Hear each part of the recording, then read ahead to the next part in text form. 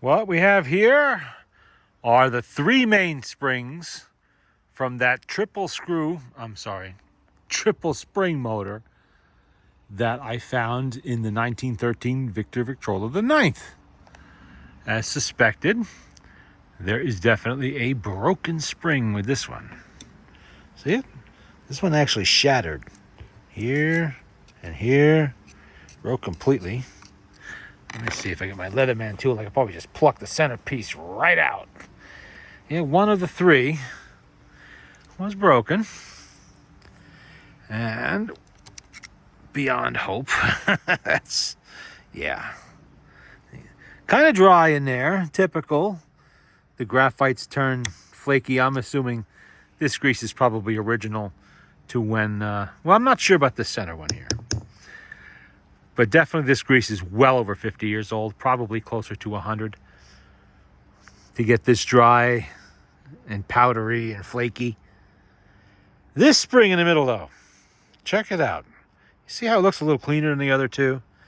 I have a sneaking suspicion this might have been replaced at some point. I'll know more when I get it out of the barrel and see if it's got the Victor stamp on it or not. But we'll see. Now what I did today is order 3 brand new mainsprings for this. When one spring is broken, always replace all the springs. This way they maintain an even power right across the board. You don't have a weak spring paired with a strong spring and a medium spring. You know, this way they're all the same. You know, they're all the same strength. They're all the same type. They're all exactly the same length. And there's no problems. Since I plan to hold on to this machine, because it is pretty special, the way it's been done, with this motor in it, I am going to put new spring. I think the cost was about 120 something with the shipping. Plus I ordered a few other things, so brought it up a little bit. But that was definitely the problem. Everything else in that motor was good. It just was a broken spring. It happens. Not as often as you would think. More often what happens to mainsprings is they just get weak. And all of a sudden, a machine that used to be able to play 4 or 5 sides of a record will now only play 1 or 2.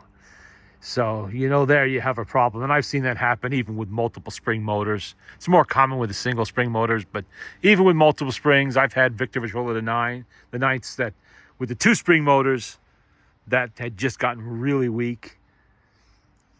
You know, that sort of thing. I needed replacement springs and I had to do that.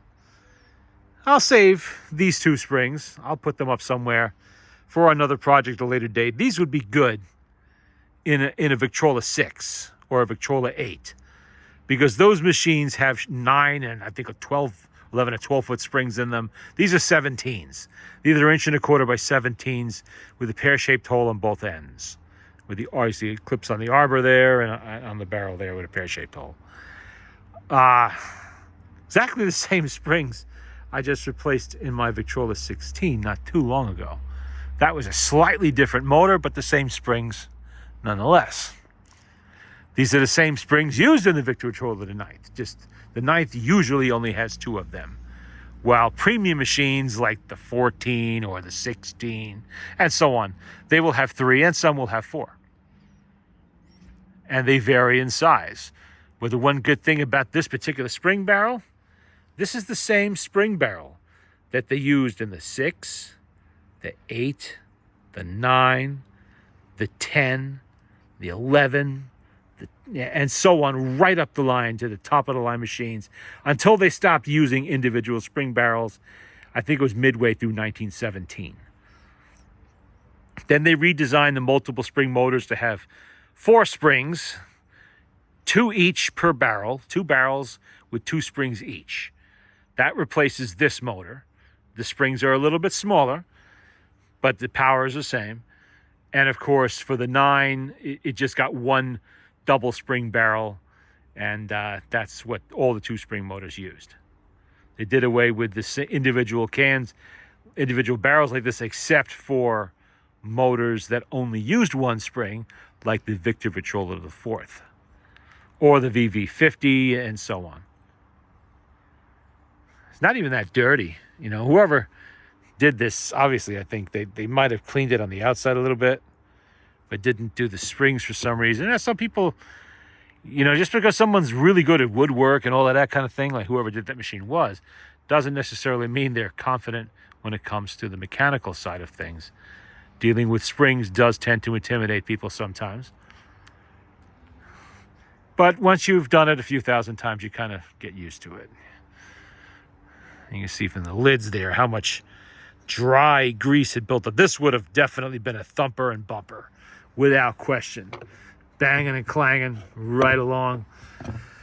All kinds of noise, but because I couldn't wind it up, you know, we'll never really know how that would have sounded. But I'm sure it would have been its own little band in there. But everything in the motor looks pretty good. The governor, the gears, they all look pretty nice. So I will be able to have a nice functional Victrola tonight with the early style cabinet rather, and with a isolated horn, floating horn, and a triple spring motor. Ironic that that would be in there, considering I had considered that project in the past of doing it myself. If I had a 9 that was pretty derelict, I was thinking on maybe doing some experimentation, one of my spare triple spring motors. I just never got around to it. And here it is. I opened the machine up and there it is. Someone has actually done it. So, and did a really good job too. But that is what your typical broken Victrola spring looks like. You know, when you're cranking the handle and nothing is moving, that's because this has happened. That snapped pretty clean right across. And not at the end either, just close to it, but not quite at the end. Actually, it's broken in 2 places, isn't it? Yeah, I think it is. You can see it. Yeah, there's a crack beginning just underneath the actual brake. It's almost down all the way through, but hasn't quite made it yet. Well, mystery solved. That's that. That's why the motor wasn't functioning.